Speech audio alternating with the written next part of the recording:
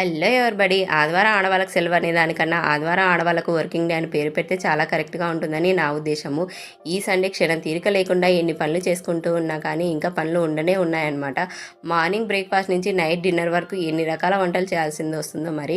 ఇంకా ఈ సండేకి అయితే ఎగ్ దోశ వేసి ఆమ్లెట్ అయితే వేసి ఇచ్చి పిల్లలకైతే పాలు ఇచ్చేసాను. తిన్న తర్వాత బయట అన్ని బట్టలన్నీ ఉతికేసి ఇంకా మళ్ళీ ఆఫ్టర్నూన్కి వచ్చేసి కలర్ రైస్ మటన్ పెరుగు పచ్చడి చేశాను. ఇవన్నీ క్లీన్ చేసుకొని సింక్ నిండా ఉండే సామాన్లన్నీ క్లీన్ చేసేసుకొని మళ్ళీ ఇంకా చూసేలోపు ఈవినింగ్ అయిపోయింది. ఈవినింగ్ పక్కన ప్రోగ్రామ్ జరుగుతుంటే వెళ్దాం అనుకుంటే పిచ్చిదానిలా ఉన్నాను. రెడీ వెళ్దాం అనేసి రెడీ అయ్యేలోపు ప్రోగ్రామ్ కూడా అయిపోయింది. వాళ్ళు కూడా వెళ్ళిపోయారు. ఇంకా మా ఆయన పని చేస్తే అవన్నీ క్లీన్ చేసేసుకొని తినేలోపు నైట్ అయిపోయింది.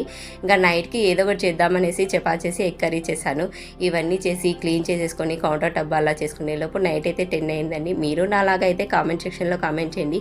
ఇవన్నీ ఇన్ని పనులు చేసుకున్నా కానీ నా కోసం మా పిల్లల కోసమే కదా, మా వారి కోసమే కదా అని ఒక చిన్న సాటిస్ఫాక్షన్.